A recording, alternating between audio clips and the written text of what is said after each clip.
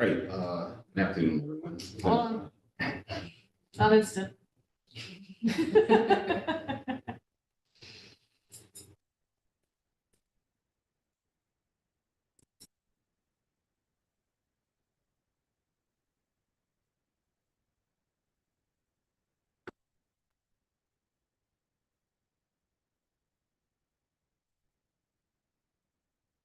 Okay, you are live and now you're good. All right, good evening, everyone. Welcome to the Parks and Recreation Commission meeting, April 4th, 2024. Get a roll call, please. Sure. We have Julie Gold here. Present. Nancy Mills. Present. Marie Greenwood. Present. Andrea Dassy's present. All right. So I'd like to get approval of the March Commissioner meeting. Minutes. Second. Second. All in favor? Aye. All opposed? Okay. Julie, do we have any department update? Yeah, so I'm here, my name is Julie Noble, I'm the Sustainability Coordinator for the city and the Parks Department. I'm here in lieu of Lindsay while she's out on maternity for today's meeting, and I'll be here in the June meeting. My colleague Jack Schoonmaker will be here in May and July. And she asked me to provide updates on the projects that I'm working on. I do not have an update on the other projects for the rest of the department. So she wanted me to give updates on 5 of the specific projects that I'm working on, which are related to the Parks Department itself. The next time that I come, I'll give an update on the sustainability work that I'm working on. So one of them is a community development block grant project to put in park amenities at some of our parks. We have $213,016.19 through CDBG, which is funding that we get access to every year. So through that, we're actually putting in park benches, park trash receptacles, and recycling receptacles in multiple parks. So we have already purchased those items. The benches are going to look like these here. These are the exact same ones that are on Broadway. And the trash receptacles are these here. Again, the exact same ones that are on Broadway. Those are the park benches and the recycling receptacles, but we're also putting in athletic benches.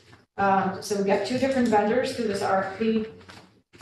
Victor Stanley, which is who provides our street cans and our street benches, they're providing those, as I mentioned. And WB Mason is providing athletic benches, which are not going to be yellow, they're going to be black. And so we are putting in benches and cans in Academy Green, 11 new benches, Block Park, Cornell Park, Hasbrook, Hutton, the Roundup Center, Rotary Park, on Pine Grove, along the median, and at Barnum Park. So all of the amenities have been purchased. We're now waiting for delivery, and they will be installed before May because CDBG funding has to be completed before May. They're going to get delivered to the transfer station, and then they're going to be constructed by our team and then installed by our team. So that is one of the projects that's moving forward with CDBG that I'm managing. I'm also managing a public Wi-Fi and cameras installation project, and that's through ARPA funding. ARPA is the American Rescue Plan Act. There was $150,000 that was available through that line through the Parks Department, and we went out to bid for both the equipment and the services. And we were working with Liberty Security Services, which is a local firm. And within this year, in 2024, they are going to be installing a total of a large amount, like 40 some, more than that. I don't know the exact amount. Probably 40 or 60 cameras across different parks, and also Wi-Fi. So this is to supplement the locations that already that do not have them thus far. So, we're gonna be putting in, there are 17 different locations. Academy Green is getting 2. The pool is getting 3. Barman is getting 3. Block is getting 4. Cornell Park is getting 1.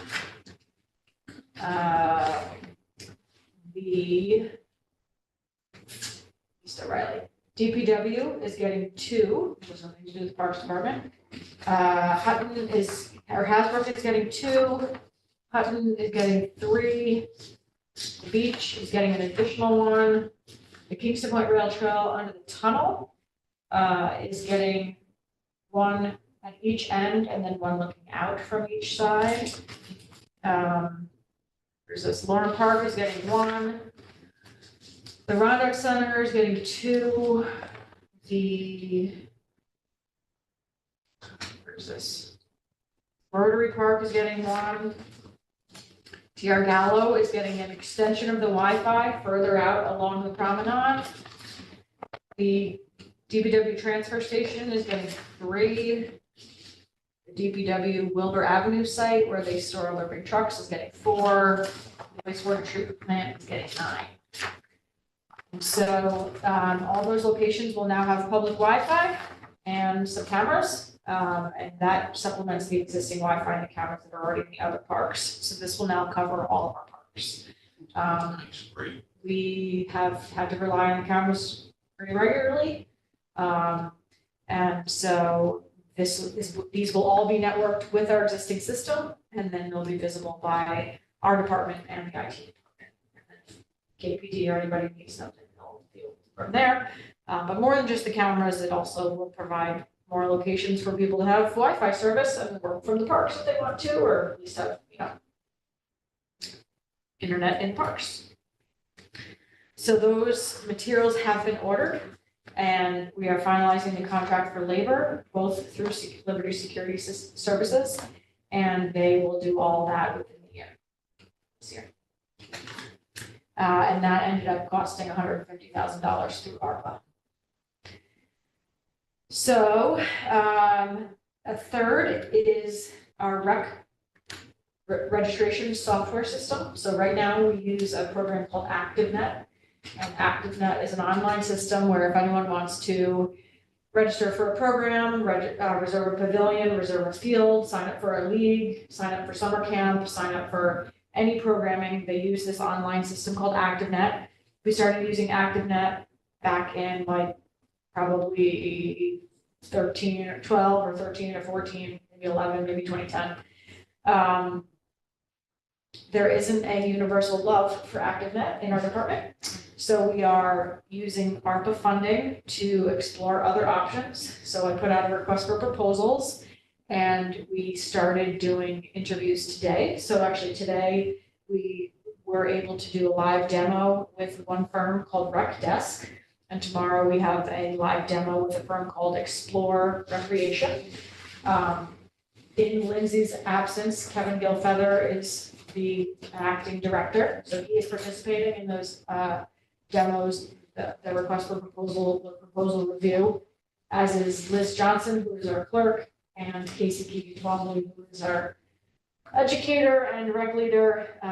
Liz and Casey primarily manage ActiveNet, and so they need to be comfortable with it. And we also have a representative from the grants office that is working with us to review the proposals. After tomorrow's presentation, we will make our determination on which firm we want to use, and we'll make an award. And Lindsay has asked that I manage the transition from ActiveNet to whatever additional service we use. We anticipate that will be a 5 to 6 month process. We already did registration for all the summer camps already using ActiveNet, so we didn't make that deadline, but we're hoping to make the deadline for all the fall programs and the winter programs like Betty basketball with this new system. And I'm hoping that the transition from ActiveNet to the new one is seamless and easy. I don't think it's going to be, but it is what it is. One of the stipulations with this is that currently the ActiveNet system that we use does not cost anything to the city. So when somebody registers for a program, if you sign up for Biddy Basketball, you are charged the fee, the program fee, but you then pay a convenience fee of 7%, which is a lot of money. And so you're paying 7% of whatever you're paying for, whether you're paying for summer camp or whatever. That 7% goes to the credit card company, but also to ActiveNet. So the user, the transaction, pays ActiveNet, which means the city doesn't have any line items, no budget for ActiveNet. We work with ActiveNet, but we don't pay them anything. We don't love that model because it's unfair really to the users to be charging them 7% extra. So this model will be that we, as a city, pay for a subscription to the software company, and then there is not that 7% convenience fee charged to the user. They will still have a 3% fee, which is a credit card fee if they use a credit card, but it won't be a 7% charge that will go to the software company. Actually, none of the fees from the users will go to the software company. We will pay for that subscription annually. Depending on what firm we'll use will depend on the nuances of how much that is. However, we have ARPA funding of $100,000, which looks like it's going to be able to pay for 8 to 10 years of this subscription. So quite a bit. I just wanted to ask about the 3% for the user. Yes. You said that if they're using a credit card, Yep. is there any other kind of card that they can use? I mean, No, if if they you're come into using the a debit office. card or anything No, like that. or debit. Oh, If they come into the office and work with Liz and pay by check Mhm. or cash, Oh. there wouldn't be that. yes, thing. yes, Okay. okay. Which is currently the case as well with the 7%. Yes, So they would, so we should know by, I would presume that we'll make our decision by next week and we'll make the award thereafter. And then it'll be full on trainings and transition from one system to the next.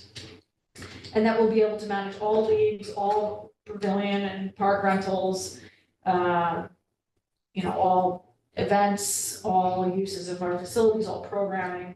And at least with the first firm, it seemed like there was a great reception by our team. We'll see how it goes tomorrow.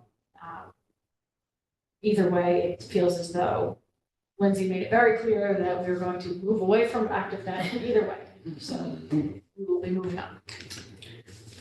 So there's that is moving forward. I am doing another ARPA project is roof replacements on 2 of our park roofs. I've already done multiple roofs. I did Hutton roof last year. I did Hasbrook Park a couple years ago, pavilion. And this year, now in contract with the same firm that I used last year, which is Vista Designs. And they are going to be redoing the Forsyth Park water bathrooms. So the bathrooms up by the tennis courts, which are currently covered with a tarp and has been covered with the tarp for a long time.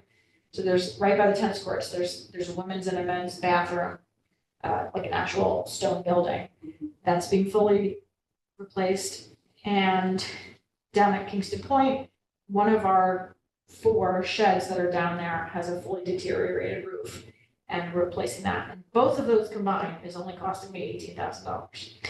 So ARPA funding is actually costing us nothing. It's federal funding. So they told me they can start as soon as we get our permit. I've submitted for the permit. They could start any day, and it's probably going to take them a week total to do it. So that's going to be a quick turnaround, which is great. And then the last project she wanted me to tell you about today, and I'll cover other projects at the next meeting that I come to, is we got a grant through NYSERDA, New York State Energy Research and Development Authority, to make Andy Murphy Neighborhood Center and City Hall carbon neutral. That means to remove all fossil fuel systems out of both buildings and replace those systems with electrification options and cover those by renewable energy. So that means that in our building, Andy Murphy Center, we'll be removing the boiler, we'll be removing any source of any kind of fossil fuel related systems. The kitchen was already renovated to be fully electrified, so that was done in anticipation of this. But more than that, we're going to be installing more, solar energy at that building and using geothermal and heat pumps to heat the building. And we'll be doing energy efficiency upgrades, so that means windows and insulation. As part of all that, the lead and the asbestos is being managed separately through Jack Schoonmaker, so that's all gonna kind of happen at the same time. And we'll be putting in EV charging stations at that site. The solar that's already on the roof is probably the most we can put on that part of the roof, but we will likely put solar canopies over the parking lot in that building.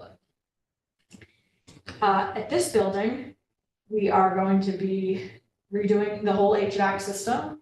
Let me restate. The distribution part of it, so all the piping and the ducts is going to stay the same, but the source of the power is going to change from a fossil fuel boiler to an electrified system with heat pumps, and also geothermal in this building. We don't own any of the parking lots, so we're not sure about where my solar is going to go here, because I can't put it on the roof because it's an historic building that they won't let me touch. And we don't own this parking lot or any of those parking lots. They're all owned by the hospital. So we're still trying to work that out. But this is I got $1.8 million from NYSERDA, and the city committed to $1.2 million. So this is a $3 million project. And right now we are in the first phase, which is the modeling audit. So we're working with New York Power Authority to do the modeling, and they've done a feasibility study on both buildings. They've been spending the last 3 months doing it to understand what all of our options are, how much energy we use, how would we do this, can we do this, do we have the space to do all these things, will it cost $3 million or less to basically replace all the HVAC, all the domestic hot water, and use renewable energy to power both buildings. If we do this and do it successfully, it will be an incredible model for other municipalities across the state. Even if they come back with a higher amount than we have, we'll probably scale back the project or look for additional funding. But the entire project is supposed to be completed in construction by the end of 2025, so by the end of next year. Which will, in addition to all this energy efficiency that's happening, it's also just going to make both buildings much more comfortable. So for instance, this building, there are folks in this building that work in t-shirts, and there are people who have no heat in their office whatsoever, so they're bringing in space heaters. When I started doing this project and I did an audit of this building, there were 40 people working in the building and 37 of them were using space heaters. So that's an incredible waste of energy to have a full building with its own HVAC system and have everyone using space heaters. And in our building, I mean, the wind comes right through the windows. It's extremely inefficient. There's just a lot that needs to happen. So I'm excited about this. It's a very big project, but it's moving along, and we should have the audit complete. They told me they'd have it to me by the end of March. It's not the beginning of April, so it should be anytime. And those are the 5 projects that Lindsay wanted me to report on today. I did get a heads up from Kevin that there might be a gentleman, Charles Brill, attending today's meeting. Although it is not on the agenda, so I defer over to you, but I do have some information if you do want to add that to the agenda. Yes.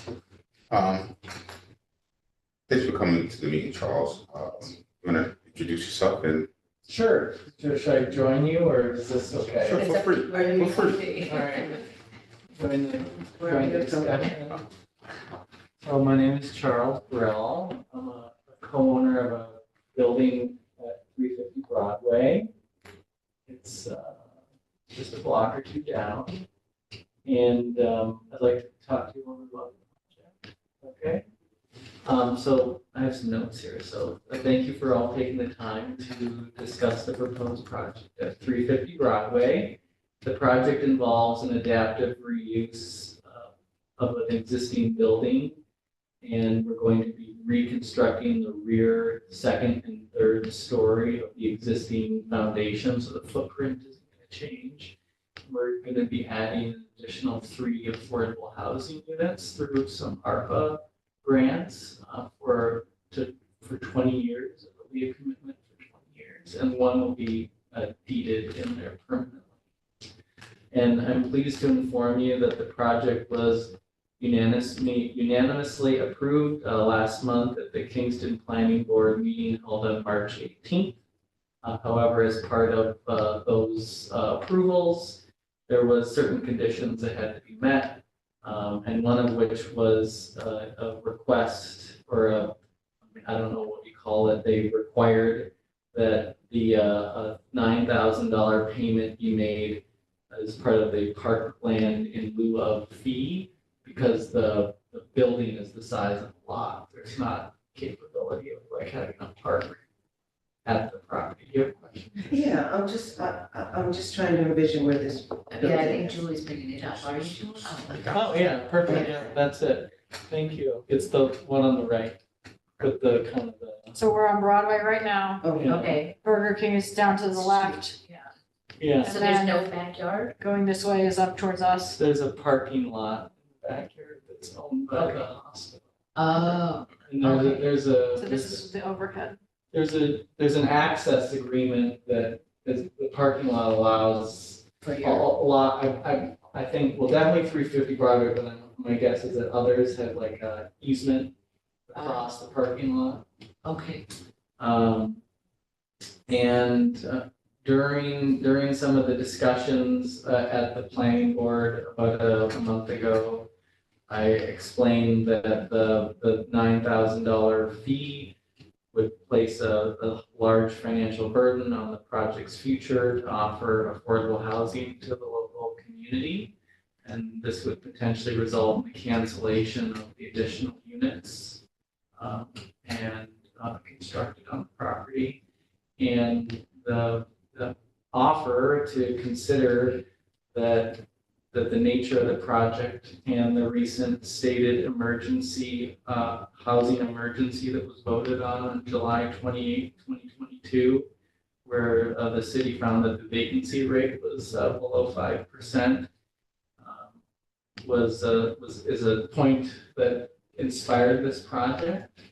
And the recent zoning changes, there's a section in section 4, it's the Affordable Housing Initiative section, specifically section 405.19A1, that I think takes into consideration the current environment of Kingston, where the parkland in lieu of fee was written in 2004 and then amended in 2006.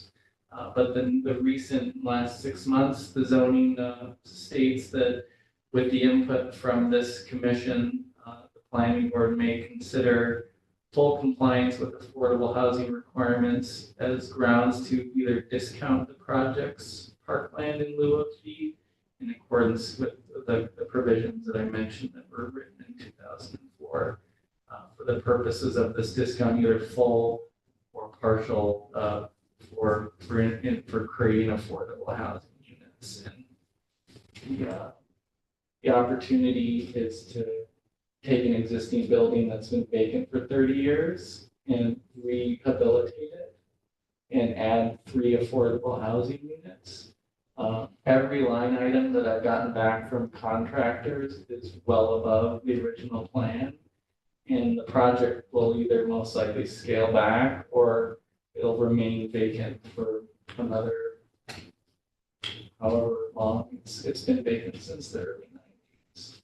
So there's a request to consider the new zoning provisions that were put forth in the last 6 months that allows this committee to consider when projects have affordable housing components that you could offer a partial or full discount.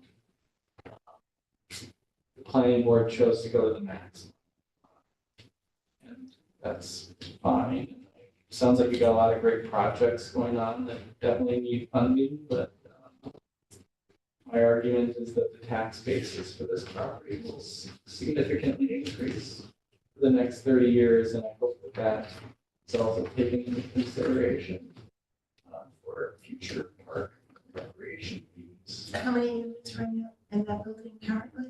The certificate of occupancy that was from 1965 has a total of 4 residential units and 1 commercial unit, but it's been demoed a lot, so there's not a lot of definition of where, there's no like bathrooms or kitchens, so it's hard to know how they actually were oriented in the property, but there's basically two on the first and second level, front and back.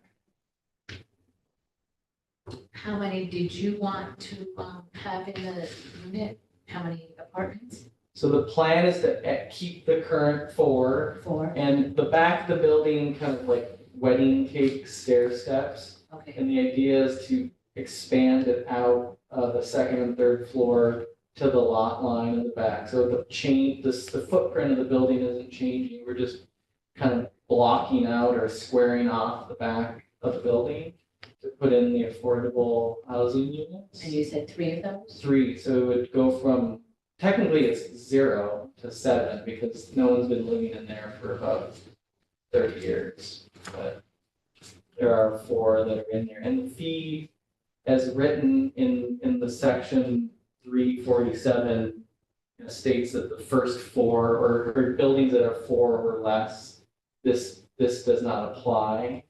But it also states that the planning board is supposed to consult with the Parks and Recs Commission to determine need-based and population growth, that they shall consult with you in order to assist in the formulation of the findings. And when I spoke to Mr.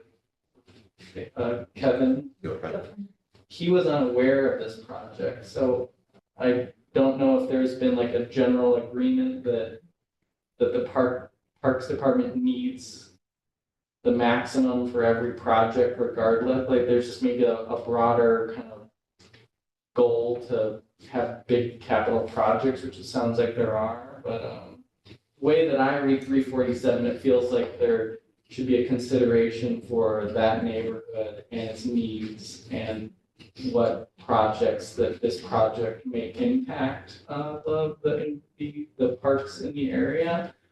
But that's how I interpreted it. I'm not a legislator or a lawyer, but it reads as though there should have been a dialogue back and forth, and it feels as though the planning board just goes to 3,000. But maybe there's previous meetings that occurred, there was conversations about the project, or. Kevin, just for some clarification, Kevin would not have been aware of it, he's only been working for us for a week. Yeah, I tried to look at the meeting notes Okay. from previous agendas, and I didn't see anything about like new projects in the area, so. Did it come before the? So No. currently that haven't came before us, and we're gonna have to contact the planning board about this. Okay, And somehow we can get that to you. okay, We can go from there. Right now, currently, we haven't discussed this. okay, But we will contact them and see what we can do. okay. As far as I'm aware, there have been very few exemptions of the parkland in lieu of fee. But because of the new zoning, I believe only came out at the beginning of the year, there's this opportunity to consider both the housing emergency in the community and this new guideline in section 4 that allows this committee to consider a balanced approach of achieving your objectives while finding affordable housing for the community. So, I have just a quick question for you.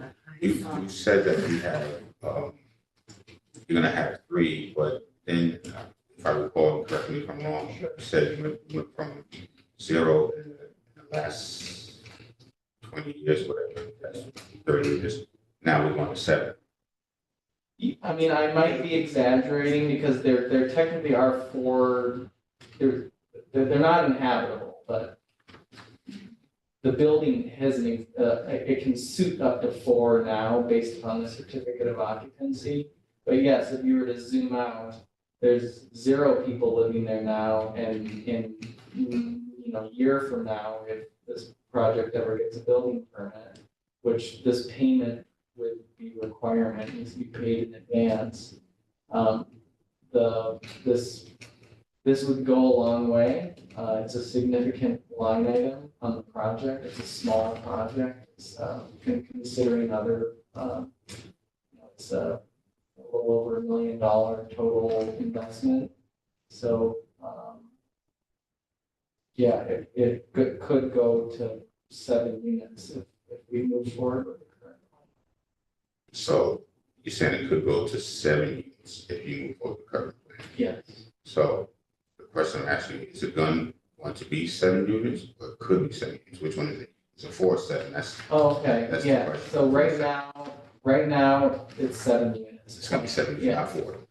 Right, Okay. All right. but theoretically, we could completely we'd scale back the project, go to 4 units, and then we wouldn't be having this conversation.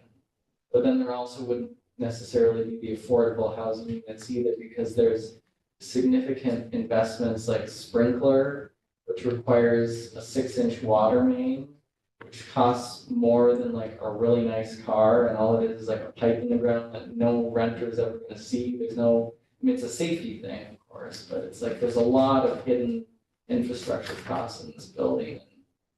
Asking, with this new section 4, with the affordable housing consideration, that there's an opportunity to make a recommendation to the planning board to discount some or all of what I understand it to be $1 to $3,000 per unit over the 4. Now, you said it's, this is going to be affordable housing, based on, It's rents through, like HUD or? Yes, so the agreement is that it's recalculated every year, but it's 60% of the average mean income of Kingston, and the housing authority sets those rates annually. And that includes, utilities and other operating expenses, so as Central Hudson keeps on doing their thing, that the profitability or the opportunity to actually make a profit on those units is limiting, but I want to maximize the potential of this building, and I think that's what, based upon the housing emergency, would fit, I think, the best blending of both what the community needs and our intent. I have a couple notes from the planning board, if that's okay. Sure. That Kevin wanted me to share. So Charles attended the planning board meeting on March 18th, and presented similarly to this evening. And just a note from the minutes here, this is the planning board minutes. Chairman Platt, Chair of the planning board, questioned if the owner, Charles, was aware of the payment in lieu of parkland requirement. Charles stated that he was not aware of it until earlier in the day. Staff stated that the applicant is proposing a creation of 7 residential units. A payment in lieu of parkland of $3,000 maximum per unit should be considered, excluding the first 4. The board stated that because there is no parkland or open space on the property and no ability to create any, they would be inclined to assess the full amount.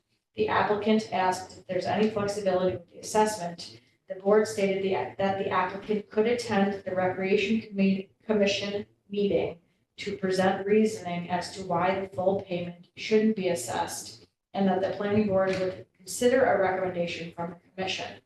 However, they advised that their recommendation is typically to assess the full amount, which in this case would be $9,000.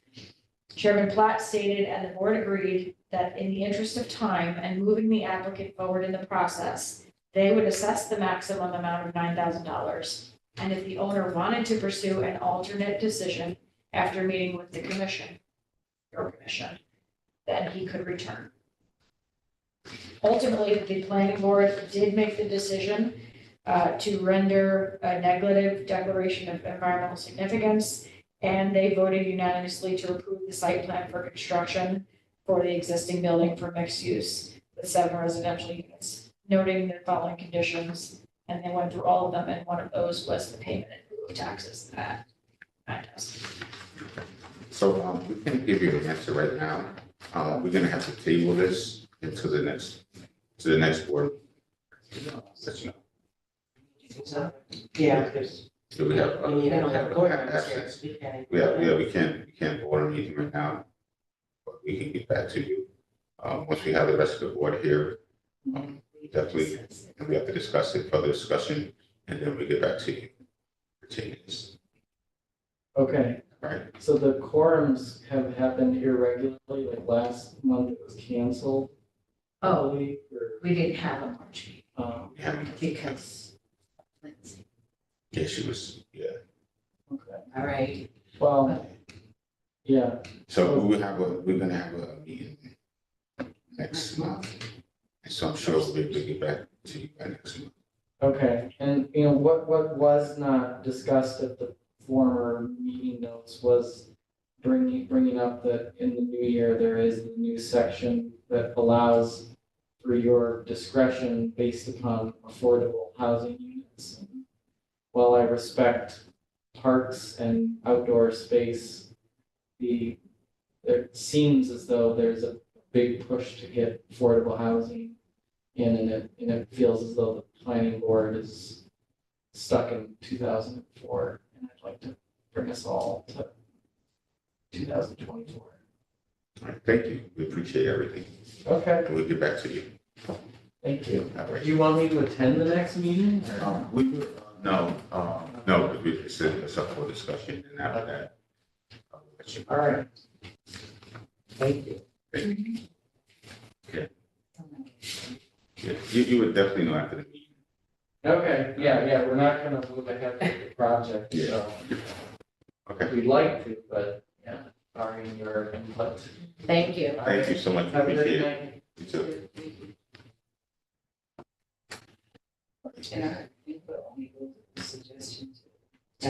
Back to the planning board. Any- So we'll discuss that later.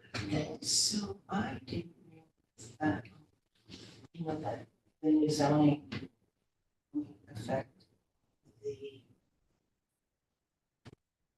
projects of the in lieu of park. I didn't realize that. I can't speak to that, I don't Yeah, know. this is something that we're gonna have to, I think we're gonna have to ask some questions and, also speak to the head, of course, the head chair of the planning board. I think Where's this, Scott? yes, like, yes, time for us to have a discussion with him. It's So, gonna be interesting to so, know, so, so that we would know, be more in tune to what's going on. It's only fair to all of us. Right, maybe it's a good idea if we could have him also here, for Yes. some of our questions. Exactly. Okay, So I'm so gonna- we've never had something like I'll this. give this to you from Kevin, this is all the minutes related to that specific, Yeah. project. Thank you. And then this is a note from Charles Brill to Okay. Kevin, which he sent on Monday, which is what Kevin was made aware of. Well, Monday the 25th. So he said to me, do you know if they're gonna be talking about this? I said, it's not on the agenda. He said, do you know if it's been on their agenda? I said, I know if it's been on their agenda. In the agenda at all. This is why we just knew all this. We'd glad to see if you can come to you. and Yes. it would be good, I think, to get to understand the original reason for making the fee, and then, see if there's. That's something that was discussed a while ago also. Yeah, we just said, but like, Yeah, there but- is something that. Exactly. And this project has no room for any kind of Bench. recreation or, Yeah, so you, that's so they're another, going to be utilized. yeah, Parks and recreation. definitely gonna be utilizing the The recreation department. services, yeah. So we'll discuss that later. Yes. I just We table- we table everything. We'll table everything for right now. And it's 5:53, believe it or not, we're spot on time.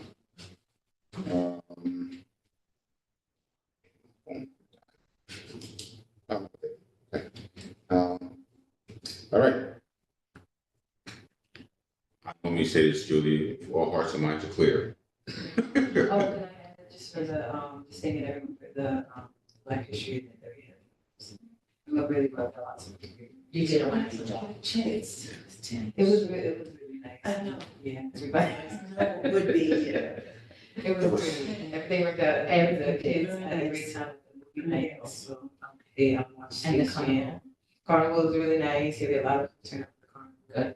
The panel discussion was very good. So it was really great. So another successful. Yeah, it was nice. Yeah, it was really fun. And kids, they got lots of prizes this year too. A lot of like gift cards, people donated gift cards. I just delivered the basketball to the person who, the kid who won the basketball for the dance contest, lives actually out of town, so Oh, I delivered it.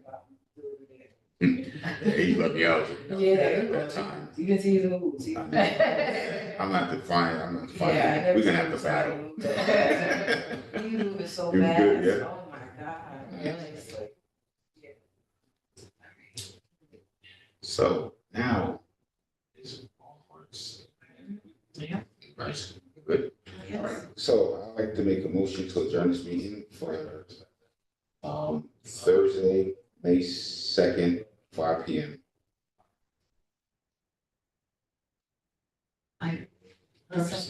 Second? yes. Okay. All in favor? Aye. All opposed? Meeting's over. I like that, Julie. 5.